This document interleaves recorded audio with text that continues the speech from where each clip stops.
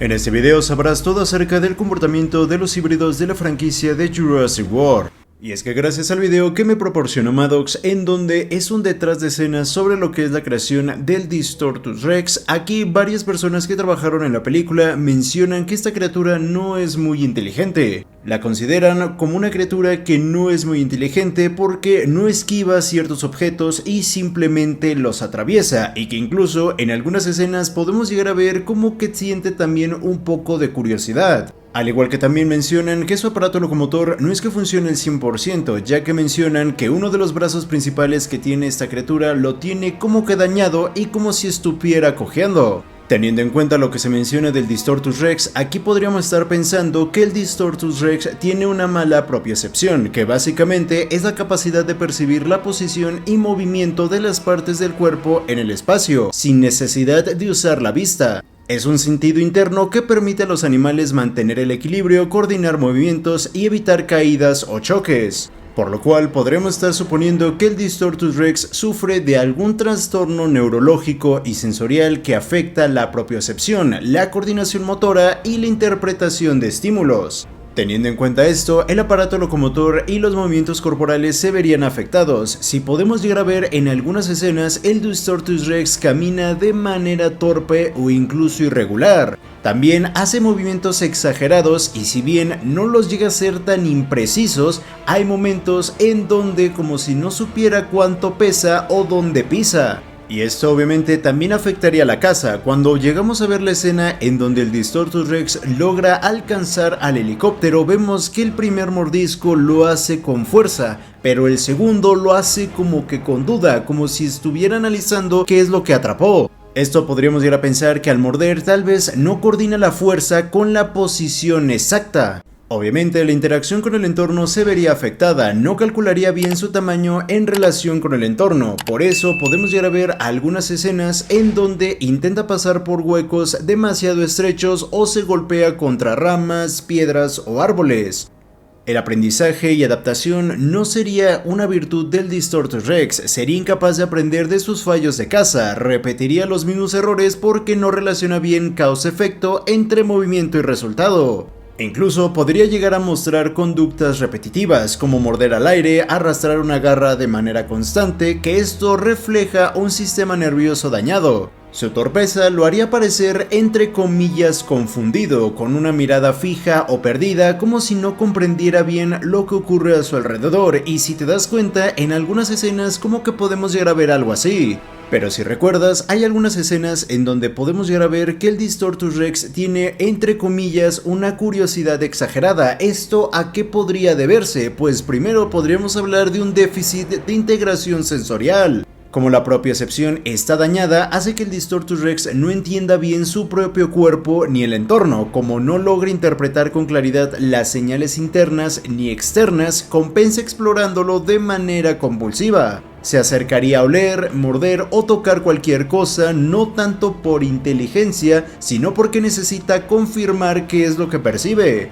También podríamos estar hablando de un mal funcionamiento en circuitos neurológicos. Si el trastorno afecta estructuras como el lóbulo frontal, el hipocampo o la amígdala, que de hecho esto sí que podría haberse afectado teniendo en cuenta lo que es la anatomía del cráneo del Distortus Rex, podría perder el filtro natural del miedo o la precaución, por lo cual el Distortus Rex se aproximaría con torpeza atraído por ruidos, movimientos o texturas sin medir el peligro. Esa curiosidad no proviene de inteligencia, sino de un fallo neurológico que lo obliga a explorar compulsivamente para compensar su mala propiocepción. Pero si recuerdas, ya casi al final de Jurassic World Rebirth, Henry Loomis menciona que le atrae la luz, y si bien esto sería un dato irrelevante teniendo en cuenta toda la falla neurológica que tiene el Distortus Rex, aquí hay algo bastante interesante que hay que analizar. Y es que al no tener una integración sensorial adecuada, la luz se convierte en un estímulo fuerte, simple y fácil de destacar frente a otros más complejos que no puede interpretar bien. La luz le destaca un punto claro en medio del caos de estímulos confusos. Esto lo convierte en una señal hipnótica para él, porque es lo único que percibe con claridad. E incluso podríamos llegar a pensar que su trastorno podría incluso incluir una hipersensibilidad en los receptores de la retina o en las vías cerebrales que procesan la luz. Esto haría que el sistema nervioso puede sobreinterpretar la luz como algo muy importante. Aquí la luz actúa como un dispersador de atención automática sin un análisis racional detrás. Al tener un déficit de memoria asociativa, el Distortus Rex cada vez que ve la luz, su cerebro lo interpreta como, entre comillas, algo novedoso o potencialmente significativo. Por eso repite la conducta de acercarse o quedarse observando.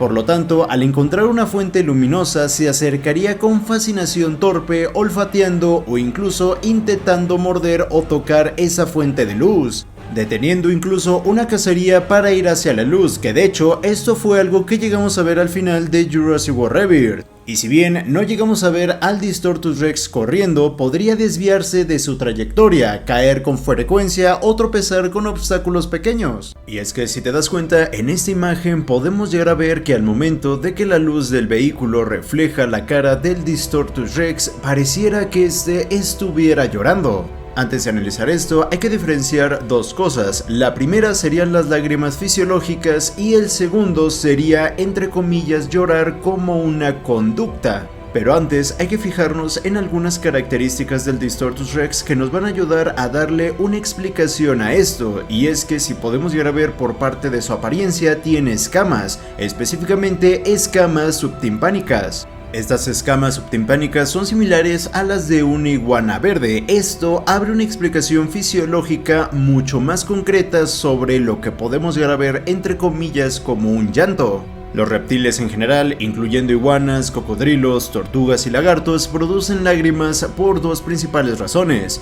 La primera es que es una lubricación ocular, protege la córnea en ambientes secos o polvorientos. Y la segunda es que ayuda a la excreción de sales. Muchos reptiles tienen glándulas lagrimales modificadas para ayudar a regular el exceso de minerales y sal. Y si tenemos en cuenta algunas características físicas del Distortus Rex, estas podrían llegar a ser las respuestas de por qué el Distortus Rex entre comillas lloran, pero la respuesta no es tan sencilla como lo parece. Si recuerdas el video en donde analizamos al Distortus Rex, habíamos definido que esta criatura tiene un problema neurológico, por lo cual podríamos estar pensando que este lagrimeo que podemos llegar a ver en esta escena sea un signo de su problema neurológico. Podríamos pensar que su sistema nervioso puede desregular la producción de lágrimas, haciendo que lagrime de más. También podríamos hablar de una respuesta a estímulos erróneos. Al ser hipersensible a la luz, podría lagrimear intensamente al acercarse al fuego o algún tipo de destello, lo que da la impresión de estar llorando, que en este caso, si recuerdas, en la escena eran con las luces del vehículo.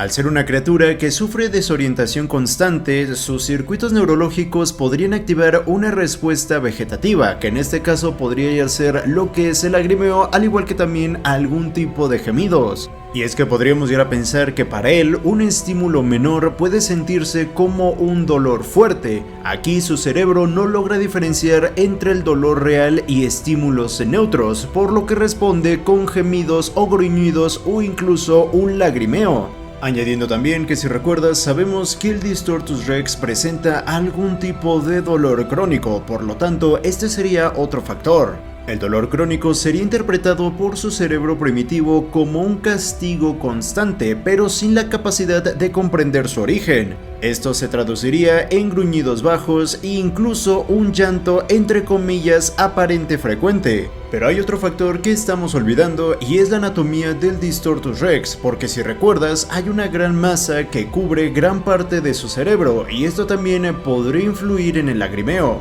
Ahora bien, al ser una criatura ficticia es bastante complicado llegar a saber la etiología de esa masa que tiene en la cabeza, por lo que solamente la voy a manejar como una proliferación anormal que no solo presiona sino que interfiere eléctricamente con las señales cerebrales. Por lo tanto, podríamos llegar a ver daño en los lóbulos frontales, que esto ayudaría a la pérdida de inhibiciones, curiosidad compulsiva, conductas caóticas. También habría un daño en la corteza visual y conexiones ópticas, que esto explicaría la hipersensibilidad a la luz, al igual que también las emociones primarias estarían desbordadas, expresadas como algún tipo de gemido, frustración, etc. Y claro que estaría el aumento de presión intracraneal, que esto obviamente le produciría un dolor crónico constante. y esto podría llegar a producir un lagrimeo frecuente, ya que el aumento de presión intracraneal estimula las glándulas lagrimales y los nervios asociados. El lagrimeo del Distortus Rex es el resultado de una mezcla de reflejos fisiológicos normales, estímulos visuales fuertes, daño neurológico por la masa cerebral y dolor crónico. Teniendo en cuenta todos los problemas que tenía el Distortus Rex, la pregunta más lógica es ¿cómo pudo llegar a sobrevivir por tanto tiempo? ¿Cuáles podrían llegar a ser las estrategias de supervivencia que podría llegar a aplicar? Una de ellas, y que al principio sonaría un poco rara, podría llegar a ser que fuera un carroñero oportunista. Si bien el Distortus Rex no presenta una torpeza tan grande, hay que recordar que también tiene una confusión cognitiva, por lo tanto le dificultaría cazar presas sanas y mucho más si son rápidas. Por lo tanto, podríamos llegar a pensar que el rol que tiene el Distortus Rex es que se alimenta de restos de animales muertos o parcialmente consumidos por otros depredadores. Esto lo podría llegar a volver como un limpiador del ecosistema, evitando la acumulación de cadáveres y reduciendo incluso también algún tipo de enfermedad. Y si bien el Distortus Rex presenta problemas neurológicos, al igual que unos que otros problemas motoros, sigue siendo el depredador más grande que podemos llegar a ver en la isla, por lo tanto, ese es un factor que no podemos dejar de lado. Por lo cual podríamos estar pensando que el Distortus Rex no solamente caza criaturas débiles o enfermas, sino que incluso podría llegar a cazar criaturas sanas, pero que sean más lentas. Incluso yo podría llegar a pensar que una de las criaturas que forman parte sí o sí de la dieta del Distortus Rex sería el titanosaurio, ya que es una criatura que si bien es grande, es lenta y el Distortus Rex aprovecharía eso. Podríamos llegar a pensar que si bien el Distortus Rex puede llegar a cazar titanosaurios sanos, también se enfocaría más en viejos, enfermos o que tengan algún tipo de herida o incluso crías. Básicamente se estaría centrando en titanosaurios que no tengan la fuerza ni la agilidad para poder escapar. Incluso otro método para cazar sería algún tipo de emboscada pero de corto alcance. Una incoordinación afectada impide que el Distortus Rex haga persecuciones largas, por lo tanto podríamos llegar a pensar que prefiere zonas cerradas o con obstáculos, esto para que sea más fácil la caza. Y así ya no tendría que depender de una gran inteligencia o agilidad, simplemente tendría que usar su fuerza bruta para atrapar cuando la presa no tenga espacio para poder huir. Y si bien podríamos llegar a pensar que simplemente por su anatomía y fisiología que presenta ya tiene todo en contra, la verdad es que los factores que le da la isla de St. Hubert le favorecen, ya que si bien conocemos depredadores grandes como el Tiranosaurio Rex y Espinosaurio, que más o menos por ahí podrían darle competencia, hasta donde sabemos ya no existe otro depredador grande que le pueda llegar a hacer frente. Y al estar en una isla, esto le da más oportunidad de sobrevivir, porque no tiene que competir contra demasiados superdepredadores, por así decirlo. También tendríamos que hablar de su nicho ecológico. Otros depredadores pueden adaptarse a otros tipos de presas, mientras que en el caso del Distortus Rex adaptarse es más complicado, lo que lleva a que el Distortus Rex se enfoque en presas más específicas, por lo tanto la competencia por la cacería no sería tan recurrente. Y si bien podríamos llegar a pensar que la presencia constante de dolor es algo malo, el dolor crónico puede hacer que se mantenga siempre alerta e irritante, reaccionando con agresión inesperada. Esto lo convierte en una criatura peligrosa de enfrentar incluso para otros carnívoros que podrían intentar competir con él. Aunque obviamente simplemente por su anatomía el Distortus Rex ya tiene desventajas, entre ellas la competencia con carnívoros más eficientes. Frente a depredadores con buena visión, reflejos y coordinación, siempre estaría en desventaja en la caza directa. También se encontraría la vulnerabilidad física, ya que recordemos que esta criatura tiene una propiocepción dañada, al igual que también presenta dolor crónico, por lo tanto, esto lo hace menos capaz de defenderse en un enfrentamiento directo. Esto no significa que no pueda llegar a realizar enfrentamientos, simplemente que le costarían un poco más. Al no conocer la fauna al completo de St. Hubert, pues es un poco más complicado llegar a decir cuáles serían los mecanismos precisos por los cuales el Distortus Rex pudo llegar a sobrevivir por mucho tiempo. Si bien el Distortus Rex es una criatura que es atormentada por su propio cuerpo y cerebro, si te das cuenta, tiene las herramientas para poder sobrevivir en St. Hubert sin ningún problema. Y solamente mencioné al titanosaurio como un ejemplo. Esto no significa que solamente se alimente de titanosaurios, pero si te soy honesto, en mi opinión, yo siento que esta sería la presa ideal del Distortus Rex. Podría llegar a ser una criatura nocturna. Para poder tratar de responder esta pregunta hay que considerar varias cosas. Primero, hay que considerar que la pupila del Distortus Rex es redonda, además de que también por algunas características de reptil, específicamente que posee escamas subtimpánicas, probablemente es que el Distortus Rex tenga ADN de reptil. En el caso de la pupila redonda, esto se llega a ver más en adaptaciones a una luz diurna. Permite un control rápido de la entrada de luz en entornos con variaciones moderadas de luminosidad. Sin embargo, a diferencia de una pupila elíptica o vertical, no maximiza la sensibilidad en la penumbra. Además, hay que recordar que probablemente el Distortus Rex presenta algún tipo de hipersensibilidad a la luz. Es probable que prefiera zonas de sombra parcial durante el día, pero no necesariamente la noche. Que respecto a la hipersensibilidad, hay que recordar que el Distortus Rex presenta un lagrimeo y también dolor crónico, que esto va a afectar la movilidad. Durante el día, la luz intensa y estímulos visuales podrían incrementar el lagrimeo, al igual que también las molestias. Durante la noche o en la penumbra, el dolor y el estrés sensorial disminuiría, lo que favorece el desplazamiento más seguro y eficiente. Sin embargo, no es un requerimiento absoluto para sobrevivir. Puede adaptarse a una sombra diurna o refugios claros para compensar esto. Hay que recordar un aspecto importante del Distortus Rex y es su déficit en la propiocepción y por ende en el comportamiento sensorial. Por lo tanto, al tener una pobre coordinación requiere una compensación tanto en el olfato como en la audición. En entornos nocturnos, los olores y sonidos se perciben mejor debido a menos ruido visual y térmico, lo que podría favorecer algún tipo de actividad nocturna.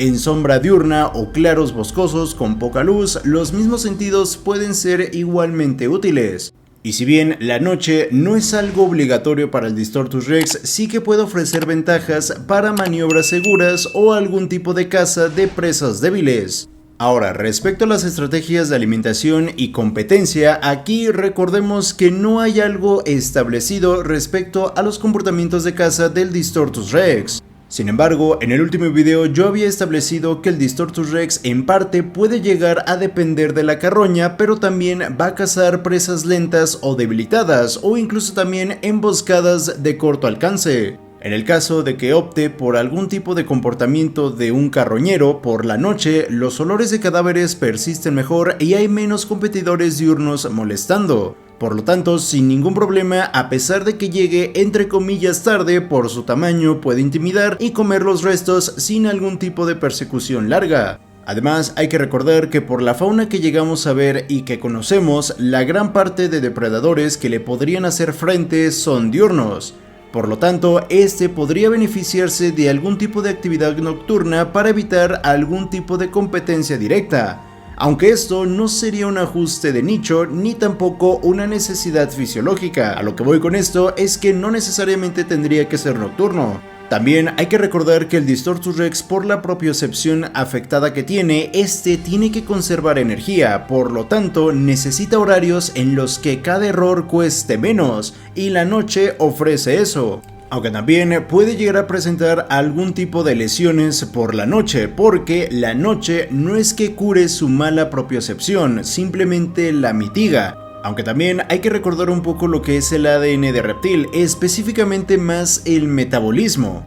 Porque gracias a las características físicas que posee el Distortus Rex parece ser que tiene ADN de reptil. Esto hace que probablemente esta criatura sea ectotérmico o parcialmente ectotérmico. Si hablamos de que el Distortus Rex es ectotermo, su actividad metabólica depende de la temperatura ambiental. Por lo tanto, las noches frías podrían limitar un poco la movilidad y la capacidad de reacción, lo que sería problemático para un carnívoro grande que necesita fuerza y algún tipo de reflejos para algún tipo de emboscada o desplazamientos cortos. Y si hablamos durante el día, la exposición solar le permite incrementar la temperatura corporal, mejorar la coordinación muscular y la velocidad, compensando su deficiencia de propiocepción y su torpeza. Y respecto a la masa que presiona su cerebro, esto le provoca dolor, pero también afecta su tolerancia al esfuerzo y a la sobreestimulación sensorial. Por lo tanto, podremos hablar tanto de una actividad diurna donde hay más fuerza y coordinación, pero mayor estrés sensorial y lagrimeo.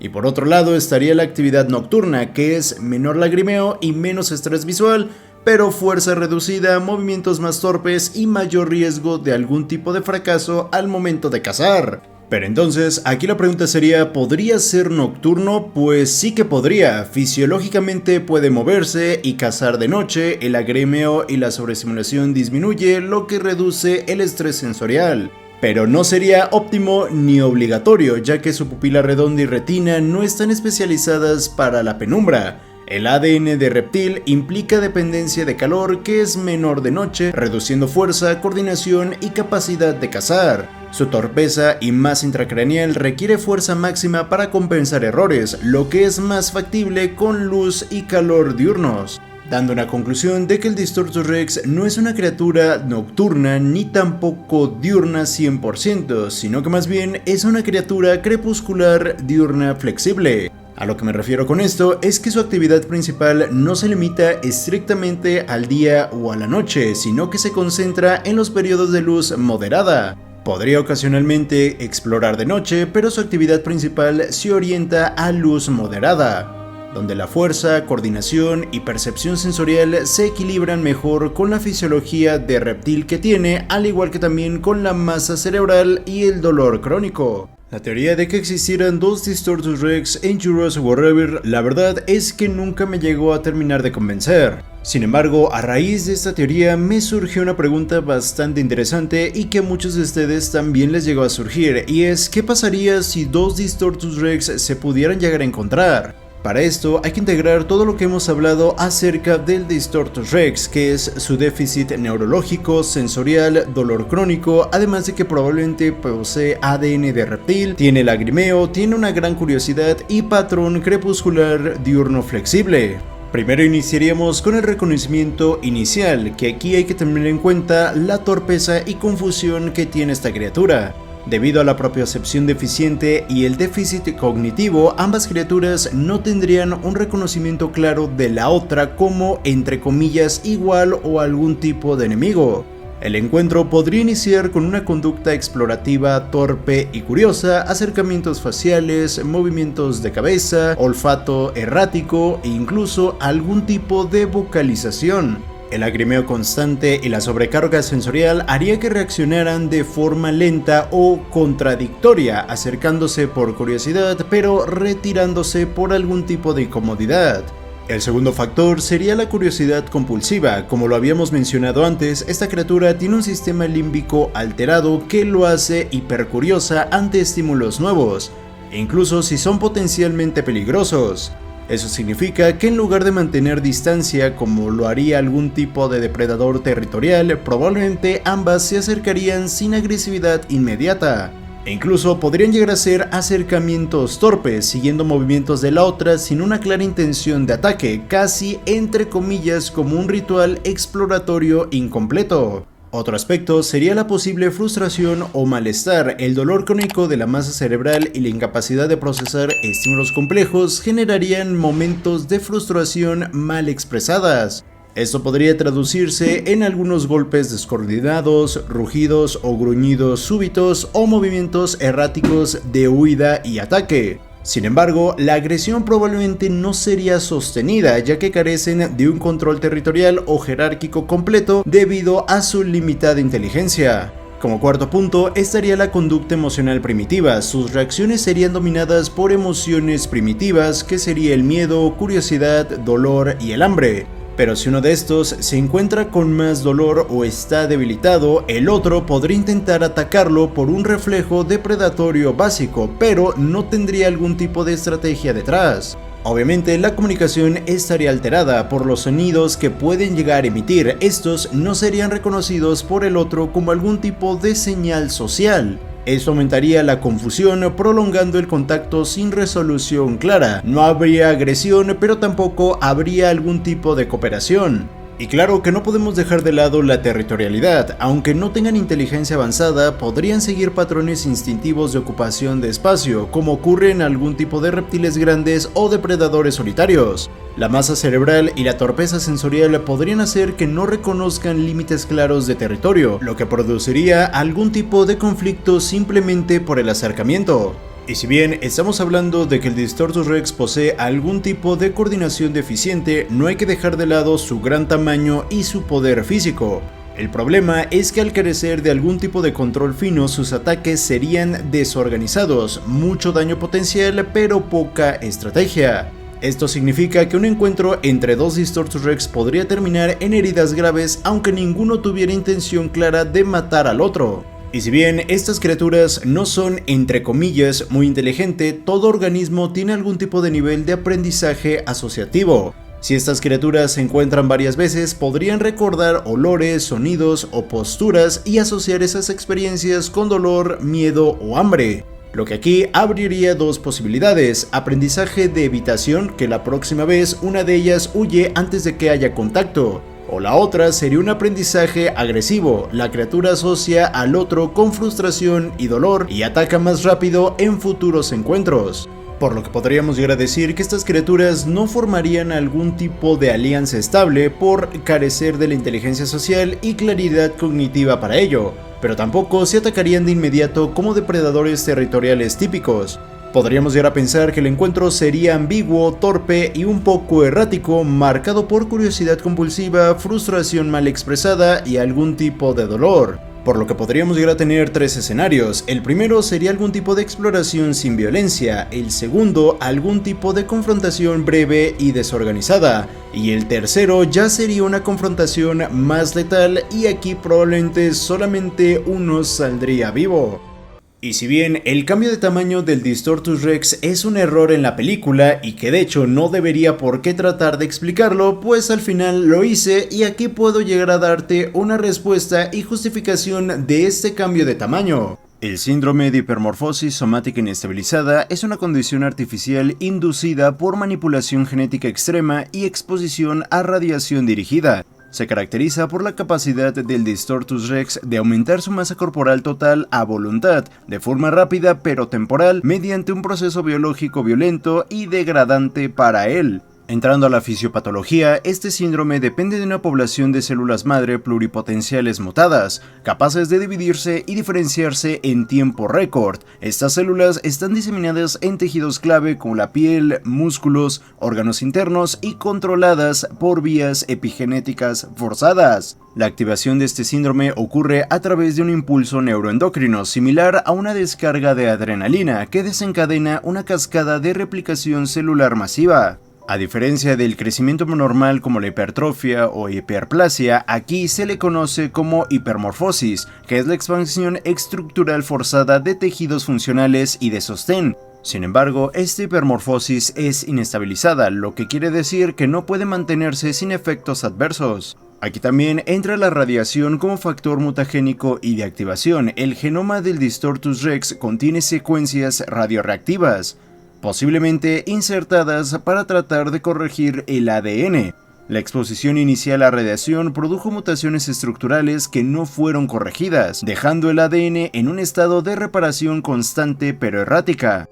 Para sostener esta expansión, el Distortus Rex posee reservas energéticas hiperdensas, similares a lípidos altamente comprimidos. Su esqueleto, piel y tejidos conectivos están reforzados con proteínas artificiales elásticas. Podríamos llegar a decir con algún tipo de mezcla entre colágeno reforzado y queratina mutada, capaces de expandirse sin desgarrarse. Sin embargo, cada vez que activa su crecimiento sufre dolor agudo, sangrado interno o incluso fallas orgánicas temporales. De ahí que tenga un límite temporal, debido al colapso metabólico que implica esta transformación, solo puede mantener la forma aumentada por unos minutos u horas. Pasado ese tiempo, el sistema colapsa y debe regresar a su tamaño original para evitar la muerte. Por lo tanto, ¿cuáles serían uno de estos costos fisiológicos de este síndrome? Entre ellos encontraríamos el fallo orgánico progresivo debido al colapso metabólico por el consumo de recursos bioenergéticos extremos. También podríamos llegar a encontrar microinfartos y necrosis localizadas en órganos como el hígado, corazón e incluso el cerebro.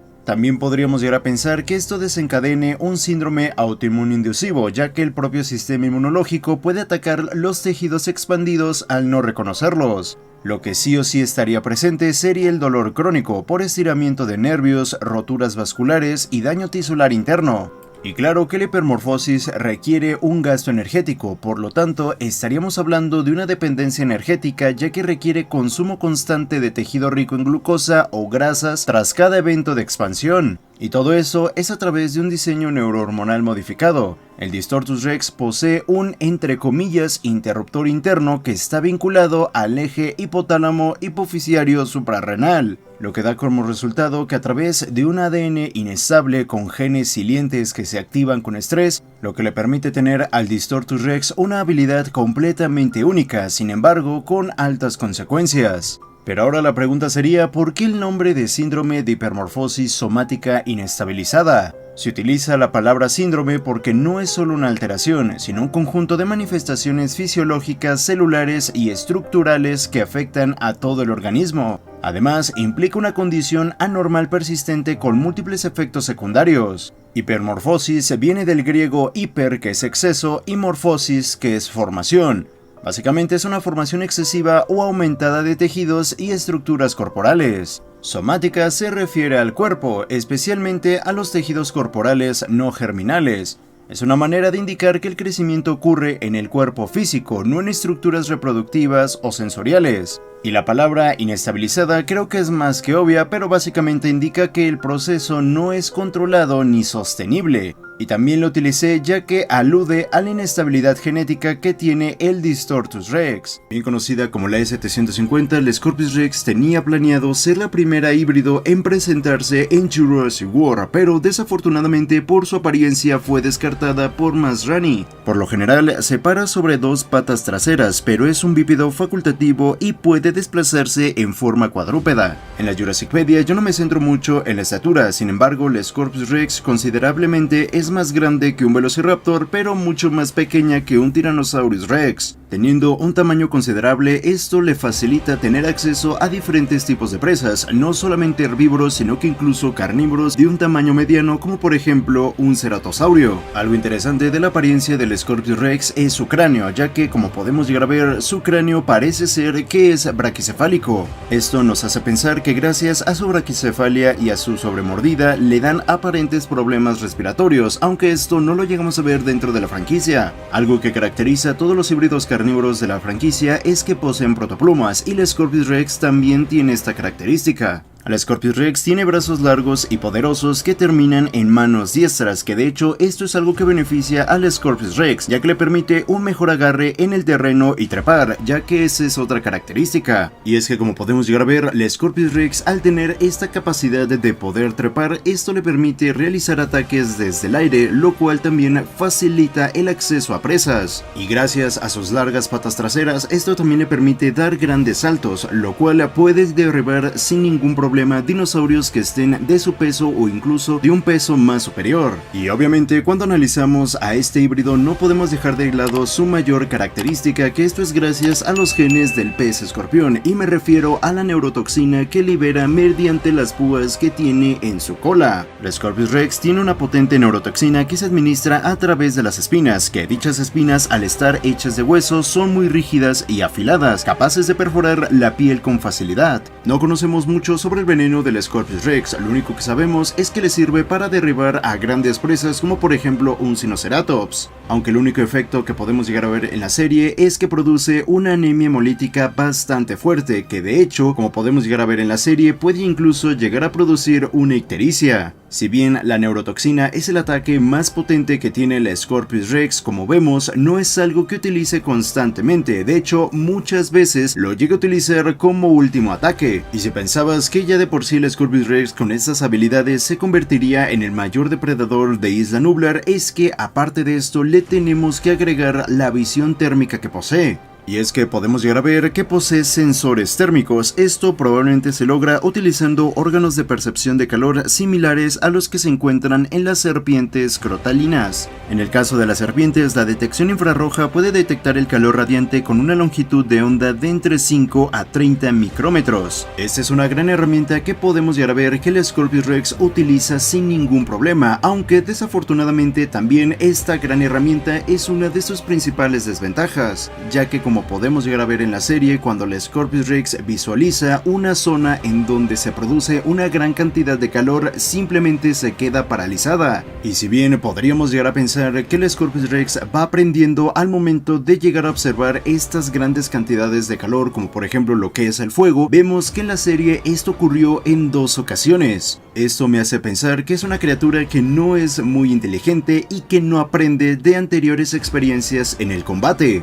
Pero como viste anteriormente, realmente si bien no posee una gran inteligencia, esto también lo compensa con una gran agresividad, que de hecho es su mayor fortaleza. Una de las características reproductivas más interesantes de esta criatura es que se puede llegar a reproducir de manera asexual. Y si bien en la serie no podemos llegar a observar un Scorpius Rex cría, como vemos, el crecimiento que tiene esta especie es bastante acelerado. Al igual que también podemos ver que aquí el lazo entre madre y cría es muy débil, incluso yo diría que no existe, ya que como vemos tiene un fuerte sentido de rivalidad hacia los de su propia especie. Responderá a las vocalizaciones de otros Scorpius abandonando lo que sea que esté haciendo y dirigiéndose al rival de inmediato, que dentro de algunas causas podría ya ser la competencia por recursos, territorialidad, comportamiento agresivo o dominante, falta de socialización o incluso ya la misma genética del Scorpius. Dentro de los patrones de actividad podemos ver que se comporta de la misma manera en el día como en la noche, y si vemos los tiempos de descanso que tiene esta criatura son muy bajos. Es una criatura que constantemente irá expandiendo su territorio, eliminando a cualquier posible rival, incluidos los de su especie, y obviamente también irá cazando cualquier presa. Que de hecho esa es otra, dentro de la dieta del Scorpius Rex no es que tenga una presa definitiva o incluso una presa favorita. Cualquier cosa que se mueva es una posible presa para el Scorpius Rex, ya que en la serie la vimos cazar desde un Gallimimus hasta un Brachiosaurio. Esto quiere decir que cualquier ser vivo es su presa. Y si bien ciertos depredadores grandes como una Tyrannosaurus Rex o incluso una Tarbosaurus le pueden hacer frente a este gran depredador, vemos que también hay algún herbívoro dentro de Isla Nublar que se puede defender. Y es que en la serie podemos llegar a ver cómo los anquilosaurios sin ningún problema le pueden hacer frente a este híbrido, esto gracias a la misma armadura que ellos poseen naturalmente. Y como te lo digo, hay otras criaturas que sí que le pueden llegar a dar un poco más de batalla a este híbrido, pero sinceramente viendo el comportamiento que tiene este híbrido, yo siento que los anquilosaurios son los únicos dinosaurios que le pueden llegar a hacer frente, y obviamente también los dinosaurios que se encuentren dentro de esta familia. Al reproducirse por partenogénesis no existen ejemplares machos de esta especie, por lo cual tampoco existiría dimorfismo sexual. Y si bien cuando se enfrentaron las dos Scorpius Rex podemos llegar a ver que sí que tienen diferentes tonalidades, estos simplemente son cambios de tonalidades, pero no hay ningún dimorfismo sexual. Y dentro de las vocalizaciones que realiza esta criatura solamente las utiliza para intimidar e incluso asustar, y en algunos casos sí comunica con los de su propia especie, aunque esto solamente lo hace para combatir. Y como podemos llegar a ver, es una criatura que sin ningún problema realizó un impacto ecológico en Nublar, y esto también es gracias a su neurotoxina, ya que por ejemplo en el caso de un Sinoceratops solamente se necesitó de una púa para poder derribarlo. En el caso por ejemplo de un Brachiosaurio obviamente requerirá más espinas, pero el punto es que ningún dinosaurio se salva. Es un depredador insaciable, una vez introducido en un ecosistema diezmará las poblaciones de otros animales sin ningún problema. Y que de hecho una de las características interesantes de esta criatura es que arrastra los cadáveres de su víctima hacia los árboles, que de hecho este es un comportamiento que lo podemos llegar a ver en algunos grandes felinos, que principalmente realizan esta acción para evitar que otros animales roben su presa, por lo cual podríamos llegar a pensar que es por esto que el Scorpius Rex realiza esta acción. Y por si te llegas a preguntar si un Scorpius Rex es susceptible a las neurotoxinas que tiene, la respuesta sería que no, ya que como podemos llegar a ver en la batalla final de las Scorpius Rex constantemente están utilizando su cola, que recordemos que ahí es donde están las púas humanos con esta neurotoxina y en ningún momento vemos que haga algún tipo de efecto. El primer punto que vamos a analizar respecto al comportamiento del Indominus Rex es el canibalismo que podemos llegar a ver, ya que en Jurassic World se nos menciona que el Indominus Rex mató a su hermana, pero ¿por qué se llega a dar el canibalismo? Algunas de las causas, y la principal sería la falta de recursos. En situaciones de escasez de alimento, el canibalismo puede ser una estrategia extrema de supervivencia. Esto es común en ambientes con competencia intensa donde los individuos eliminan rivales mientras obtienen nutrientes. Otra causa sería la competencia intraespecífica. Algunas especies recurren al canibalismo para reducir la competencia por recursos como comida, territorio o pareja. Esto asegura que haya más alimento y espacio para los individuos dominantes. También podría llegar a ser por una estrategia evolutiva. El canibalismo puede ser una ventaja evolutiva en ciertas especies, ya que permite controlar poblaciones y eliminar individuos que podrían ser una amenaza genética o física. Y también no podemos olvidar los factores psicológicos y comportamentales. En animales sociales, el estrés, el hacinamiento y la falta de estimulación pueden inducir comportamientos caníbales. Esto se ha observado en animales en cautiverio como reptiles o aves que no muestran este comportamiento en libertad. Ahora bien, en el caso del Indominus Rex, su canibalismo podría explicarse respecto a 4 causas. Primero, tendríamos un comportamiento natural, ya que si recordamos, fue creada como un híbrido con instintos depredadores extremos, además incluyendo que parte de su genoma tiene ADN de majungasaurio, que si recuerdas, en Chaos Theory se nos confirma que los majungasaurios por naturaleza son caníbales. El otro punto sería la falta de estímulos. Su agresividad desmedida y el deseo de cazar constantemente podrían estar exacerbados por la falta de presas desafiantes. Y como podemos ya ver, la Indominus Rex tiene un saciable deseo de cazar. Esto, añadiendo todos los factores que te he mencionado anteriormente, explicaría el canibalismo. Que siguiendo con esta característica, como podemos ya ver, la Indominus Rex practica la matanza por exceso, también conocida por deporte. Esto básicamente es matar a sus presas sin consumirlas. Pero ¿cuáles podrían llegar a ser algunas de las causas por las cuales la Indominus Rex tiene este tipo de comportamiento? Pues primero sería la práctica de habilidades de caza. Esto se puede llegar a dar en depredadores juveniles. Cazar sin consumir puede ser una forma de practicar habilidades esenciales para su supervivencia. Aprender a cazar requiere precisión, coordinación y experiencia, por lo que estas interacciones podrían ser una especie de entrenamiento. Otra causa que podría llegar a ser incluso la más probable es que la Indominus Rex obtiene cierta satisfacción o estimulación de la caza en sí, en lugar de buscarla únicamente con fines nutricionales. Otra causa podrían llegar a ser los comportamientos sociales y jerárquicos. La caza o el ataque a otros animales puede ser una demostración de poder o un acto relacionado con el establecimiento de jerarquías. Y claro que no podemos dejar de lado la composición genética y rasgos hiperdesarrollados.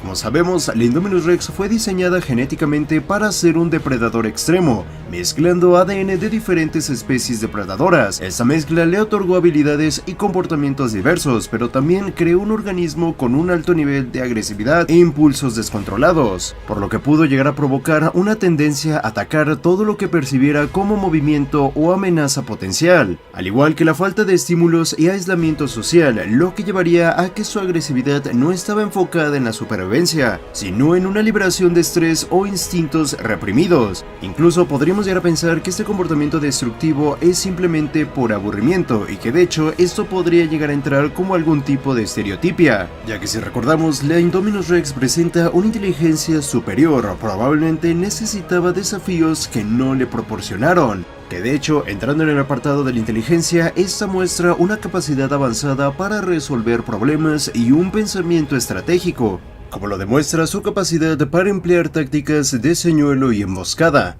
atrayendo deliberadamente a posibles presas, incluidos humanos, a zonas específicas para poder eliminarlas. Este comportamiento se complementa con su inteligencia engañosa, ejemplificada por su capacidad para fingir que escapa de su recinto y quitarse el dispositivo de seguimiento, dando como resultado que la inteligencia que posee el Indominus Rex es una de sus principales armas. Sin embargo, también posee otras armas como su mandíbula o incluso sus garras. Utiliza principalmente sus grandes mandíbulas para matar presas y otras víctimas, por lo general sujetando presas más pequeñas alrededor de la sección media para matarlas instantáneamente. Sin embargo, cuando se enfrenta a objetivos más grandes que él mismo, este animal pondrá en juego sus enormes brazos con garras, enganchando sus garras para desgarrar la carne expuesta o moviendo salvajemente sus brazos para crear laceraciones profundas que conducen a la muerte por trauma y pérdida de sangre. Al igual que su alta inteligencia le permite ser inventivo en el combate, aprender nuevas estrategias y estudiar a sus víctimas para discernir sus debilidades. Esto lo podemos llegar a ver cuando se enfrenta con un anquilosaurio. El Indominus descubrió que sus mandíbulas no podían perforar la armadura dorsal de su víctima. Es entonces cuando utiliza sus garras para desgarrar la pata trasera izquierda del anquilosaurio, derribando al herbívoro. Al igual que podemos llegar a ver que puede manipular alimentos más pequeños con sus garras, luego puede lanzar a sus víctimas para herirlas o matarlas, ya que si sus presas logran escapar, un Indominus puede optar por esperar en un lugar para ver si accidentalmente se vuelve a rebelar.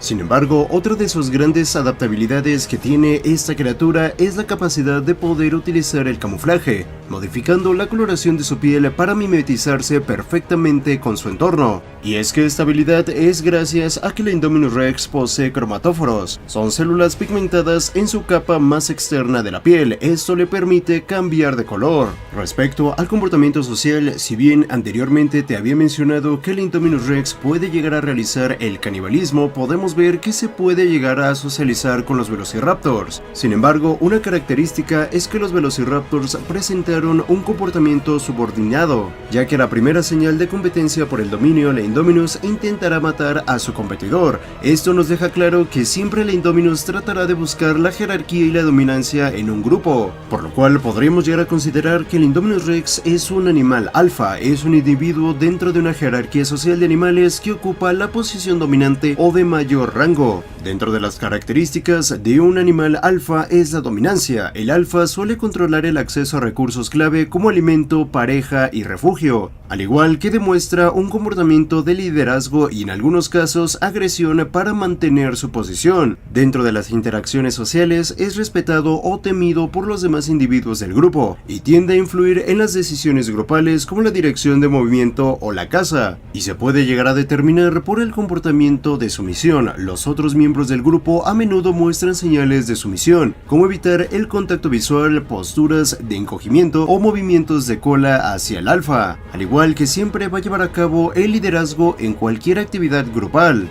Teniendo en cuenta todos los comportamientos y características del Indominus Rex, es posible que en un mismo grupo o manada puedan llegar a coexistir dos Indominus Rex, pues lo más probable es que no, ya que en grupos en donde las jerarquías son muy rígidas y competitivas, la coexistencia de dos alfas puede ser inestable y conducir a conflictos, aunque siempre cabe esa mínima posibilidad de que se pueda llegar a encontrar algún tipo de equilibrio. Algo importante que hay que resaltar es que el Indoraptor es un bípedo facultativo, capaz de caminar sobre 2 o 4 patas según sea necesario. Por lo general se inclina más a adaptar una postura cuadrúpeda, normalmente se eleva sobre 2 patas cuando necesita explorar el entorno que lo rodea, y solo ocasionalmente corre sobre 2 patas. Las ventajas de que sea un animal bípedo facultativo se centran principalmente en su capacidad de caza, defensa y adaptabilidad en diferentes entornos.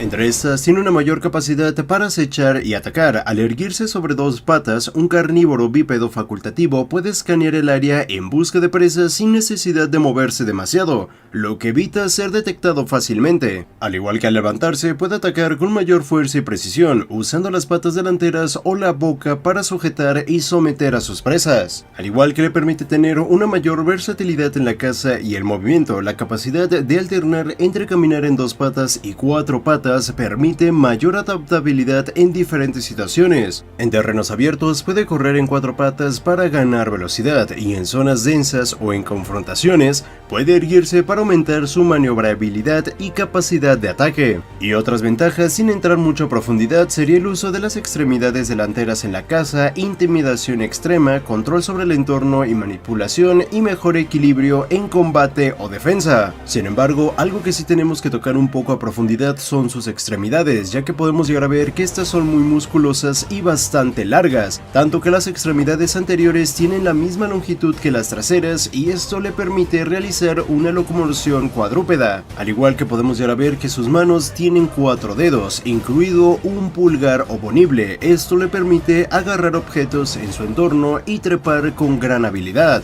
Otro de los apartados más característicos del Indoraptor es que no solamente es un cazador eficiente, sino que es un depredador que comprende su entorno, aprende de las situaciones y adapta su comportamiento según la necesidad. Este nivel de inteligencia lo coloca en un escalón superior al de los depredadores normales y lo hace sentir más como un asesino consciente que como un simple dinosaurio genético. Y es que en la escena en la que sonríe antes de atacar y eliminar al cazador, el Indoraptor demuestra una capacidad que rara vez se ve en los animales reales: entender el miedo de su presa y disfrutarlo. Esa sonrisa no es una simple acción instintiva. Podríamos llegar a pensar que el Indoraptor reconocería su ventaja y la utilizará para generar terror antes de acabar con su víctima, ya que si recuerdas anteriormente el Indoraptor le había tendido una trampa al cazador. Esto ya nos da a entender que su capacidad de inteligencia es superior, ya que no solamente es que pueda llegar a realizar trampas, sino que incluso disfruta el momento cuando sus presas caen en la trampa. En el momento en el que sonríe antes de matar al cazador, muestra algún grado de emoción que va más allá del simple acto de sobrevivir o cazar para alimentarse.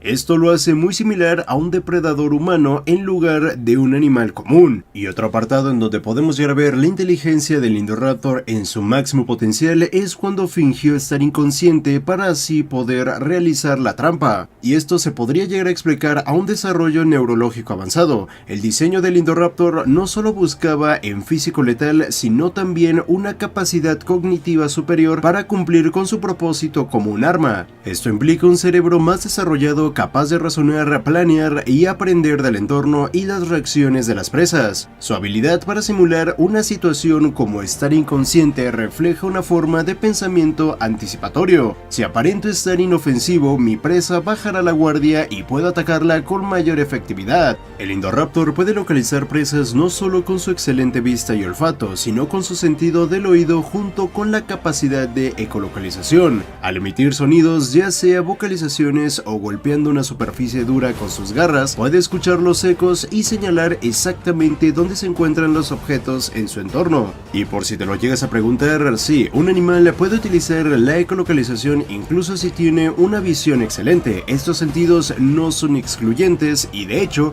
pueden complementarse según las necesidades del animal y su entorno. Otro apartado que tenemos que analizar es su resistencia, ya que si recuerdas en Jurassic World Fallen Kingdom podemos llegar a ver cómo el Indoraptor puede llegar a resistir varios impactos de balas de un arma de fuego, incluso llegando a un extremo en donde las balas no penetran al 100% la piel del Indoraptor. Así que las explicaciones que te daré a continuación son hipotéticamente hablando si un animal tuviera esta capacidad. Primero podríamos hablar de una regeneración acelerada y resistente. Podría llegar a tener una capacidad de regeneración extrema, similar a la de las salamandras, ajolotes o ciertos reptiles, pero llevada al extremo. Las heridas por balas serían selladas rápidamente mediante un proceso de cicatrización acelerada. Células especializadas podrían reemplazar el tejido dañado en minutos u horas, minimizando el daño. También podremos estar hablando de una piel hiperresistente y flexible. Esto quiere decir que ya de por sí el diseño genético de esta piel tenga ciertas características, como por ejemplo una dureza similar a la resistencia de la concha de ciertos moluscos, hecha de materiales compuestos como aragonita y proteínas. También una gran elasticidad como la piel de los tiburones, que puede distribuir impactos gracias a su estructura en escamas flexibles, al igual que tenga una autorreparación, un epitelio especial que permite que las balas no penetren completamente y sean expulsadas tras el impacto.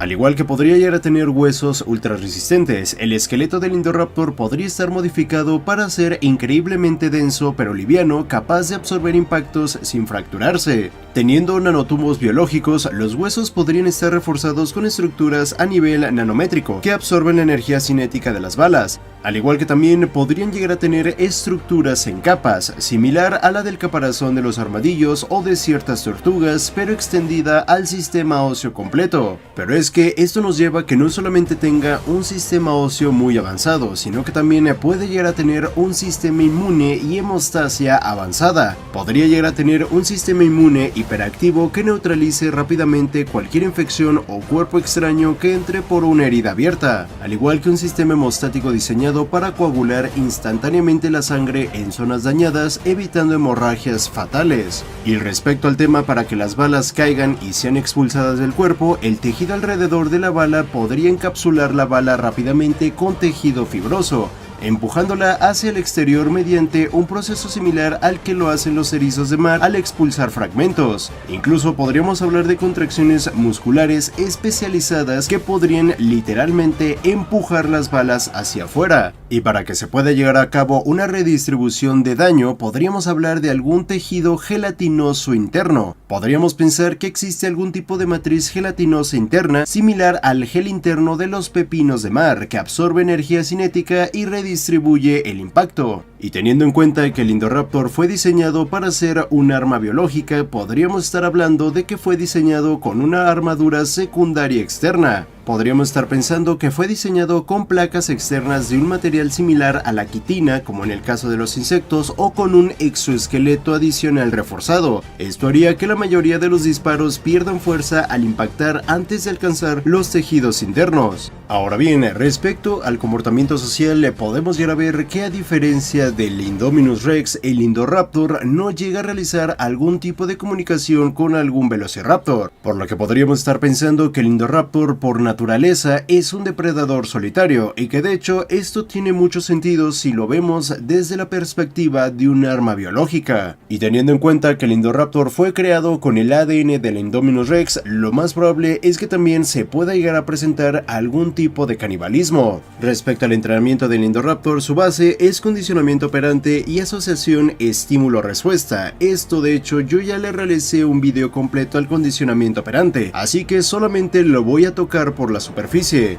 El Indoraptor asocia la señal acústica con un comando de ataque gracias al condicionamiento operante, aunque también aquí me surge una duda, ya que si nos ponemos a pensar, el Indoraptor tiene una inteligencia superior, tiene un procesamiento cognitivo avanzado, lo que le permite interpretar estímulos complejos como el láser. Sin embargo, una criatura tan inteligente podría eventualmente resistir al condicionamiento, desarrollando comportamientos impredecibles. Esto podría tratarse simplemente de un error de animación, pero aún así voy a darle una respuesta a este pequeño error o incluso misterio, y es cómo respiran los Spinoceratops si no tienen fosas nasales. La primera opción, que puede llegar a ser bastante válida, es el simple hecho que estamos enfrente de un error de animación. Esto quiere decir que a los animadores se les olvidó colocarle las fosas nasales a los Spinoceratops. Pero hay una segunda opción que, a pesar de que puede llegar a sonar un poco rebuscada, creo que podría llegar a darle, entre comillas, una justificación a por qué estos híbridos no tienen fosas nasales. Y es que la respuesta podría ser la respiración cutánea, que es un tipo de respiración que consiste en realizar el intercambio gaseoso a través de la piel o de ciertas áreas como la cavidad bucal. Normalmente los animales que respiran por la piel o por el tegumento viven en el medio acuático o en lugares muy húmedos, ya que solo en esos ambientes puede llegar a ser eficaz este tipo de respiración. Y es que de hecho aquí empezaría la primera dificultad para darle respuesta a este misterio. Es más que nada el medio ambiente en donde se encuentran los Spinoceratops. Y es que si recordamos, el medio ambiente que necesitan los Spinoceratops es el nevado, más no el húmedo. Y si tomamos en cuenta que para que se pueda realizar de una mejor manera este tipo de respiración, el medio ambiente tiene que estar bastante húmedo, tanto así para que la piel siempre esté húmeda, permitiendo el intercambio de gases. Que de hecho esto se puede llegar a observar en una especie de rana, y me refiero a la Barborula calimantensis. Dudo mucho que los Spinoceratops puedan llegar a tener algún gen de esta rana, pero podríamos estar hablando que los Spinoceratops evolucionaron y ahora pueden llegar a tener este tipo de respiración. Si quieres saber más acerca del comportamiento de otras criaturas de la franquicia, te invito a ver el video que está apareciendo justo ahora. Créeme que vale mucho la pena.